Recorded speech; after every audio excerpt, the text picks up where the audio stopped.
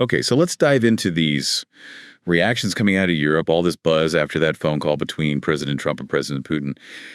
Feels like a simple conversation set off, like a total meltdown across the continent. What is going on? It really is remarkable, isn't it? I mean, the sheer intensity of the response is what's so striking.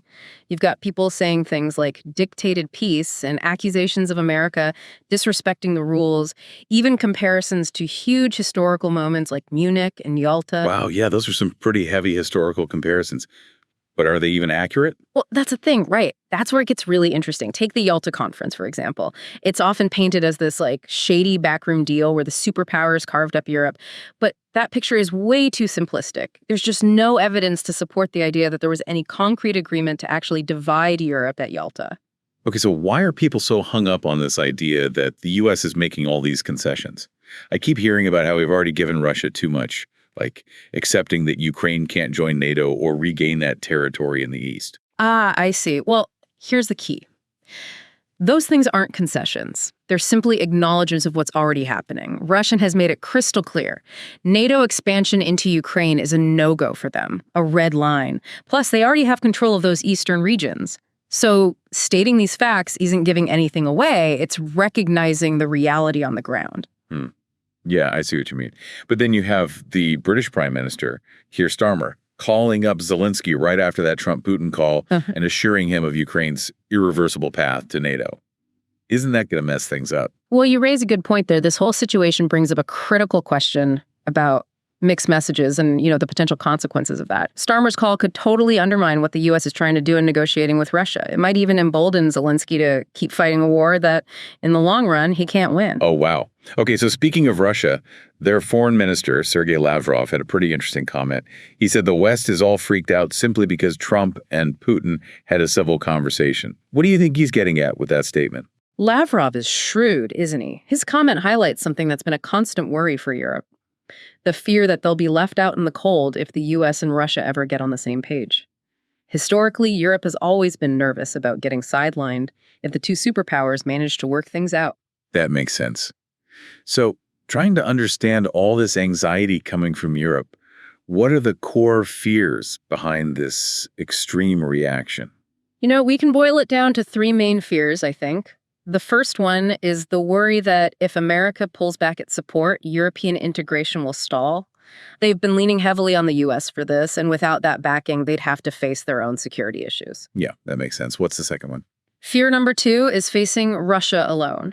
If the U.S. isn't there as a buffer, Europe would be directly exposed to, a pretty powerful and resurgent Russia right on their doorstep. And that's a situation they're just not prepared to handle on their own. Okay, yeah, I can see why that would be scary. So what about the third fear? Ah, yes. The third fear is all about those old tensions and conflicts within Europe itself. They worry that without America there to kind of keep things united, all those historical divisions could come roaring back. And that would mean a lot of instability. It is interesting, though, isn't it? With all the criticism of the U.S. approach, not a single European leader has actually suggested a real alternative. They just keep saying the same thing. More weapons for Ukraine, no talking to Russia. Is that really a sustainable strategy, though? That's a very important point. The current strategy seems to be totally ignoring the reality of the situation. Ukraine is losing this war, and throwing more resources into a lost cause won't change the outcome. Basically, it's sacrificing the country and its people for a goal that seems more and more impossible to reach. Let's turn our focus now to what's happening on the ground in Ukraine. Things are looking pretty grim. Russian forces are still advancing, and the war is getting more and more costly for Ukraine. Absolutely. It's a bleak situation, and yet there's this persistent belief in the West that if they just keep supporting Ukraine, somehow a good outcome will magically appear.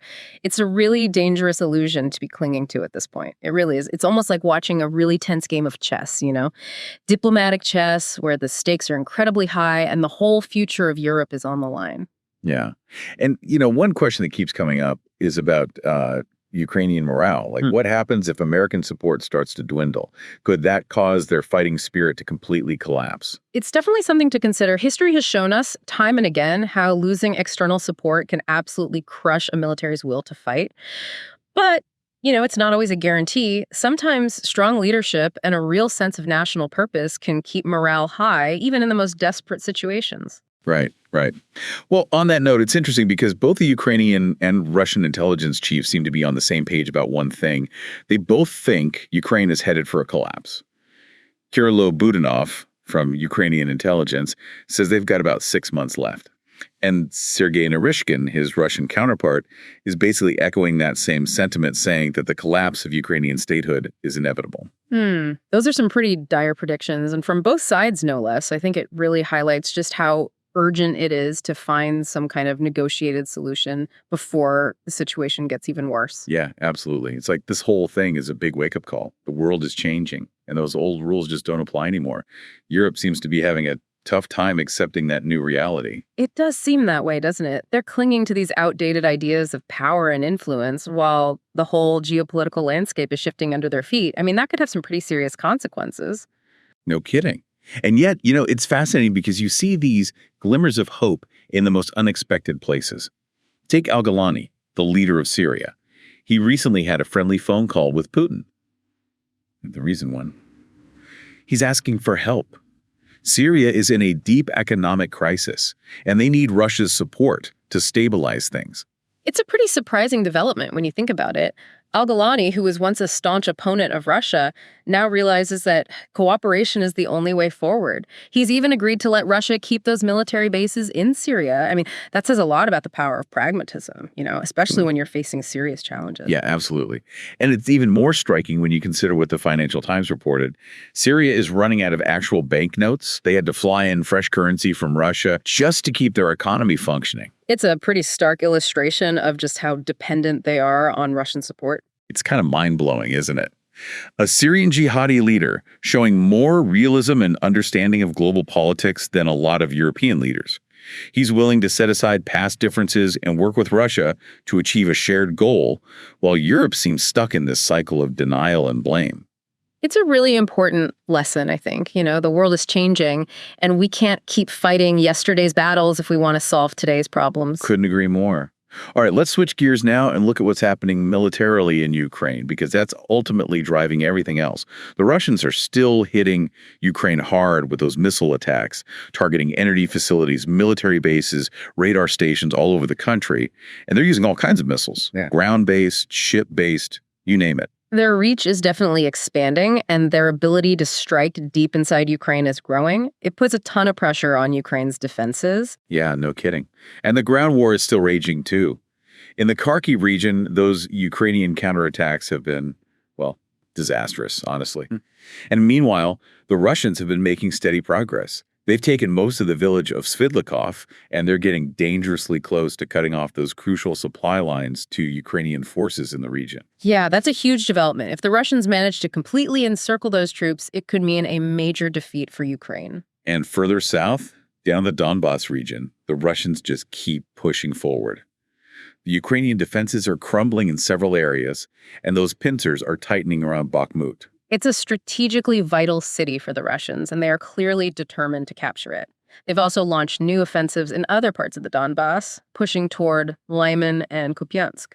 It seems like the Russians are full steam ahead with their offensive, even with these upcoming negotiations with the U.S. Some analysts thought they might try to scale things back a bit for diplomatic reasons, but that doesn't seem to be happening. They're definitely keeping the pressure on the battlefield, and that gives them a real advantage in the negotiations. They're not going to just give up their hard-won gains easily. And, I have a feeling Putin is going to pretty much leave the military operations in the hands of his generals.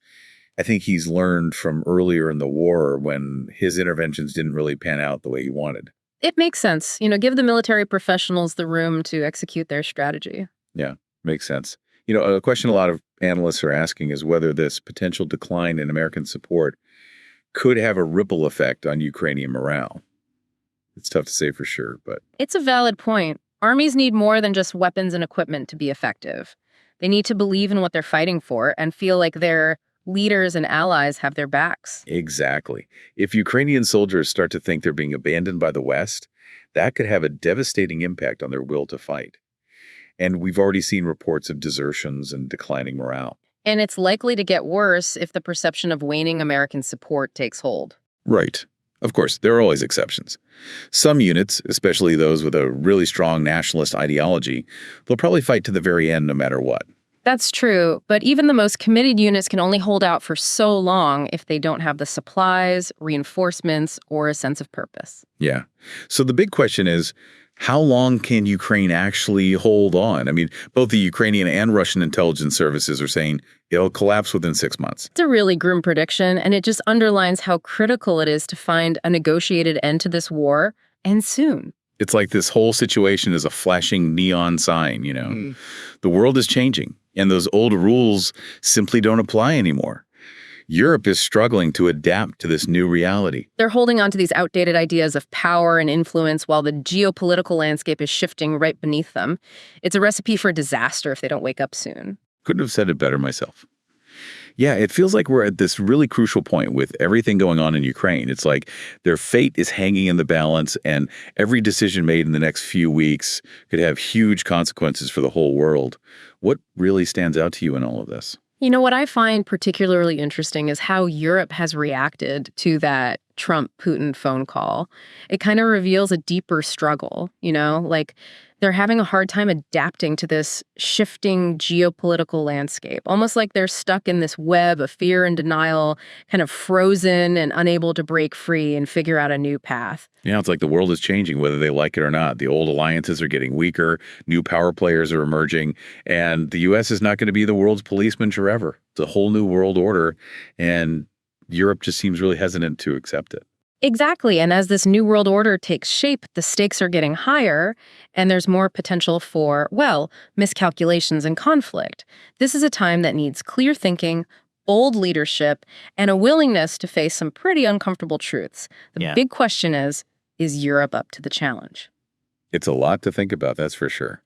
Well, thank you so much for helping us unpack this whole incredibly complex and constantly changing situation. This has been a really eye-opening deep dive. The pleasure was all mine. I always enjoy exploring these important issues with you. And for our listeners, if you want to stay informed and understand the forces shaping our world, be sure to subscribe to The Deep Dive on Spotify, Apple Podcasts, and YouTube. We are here to make things clear.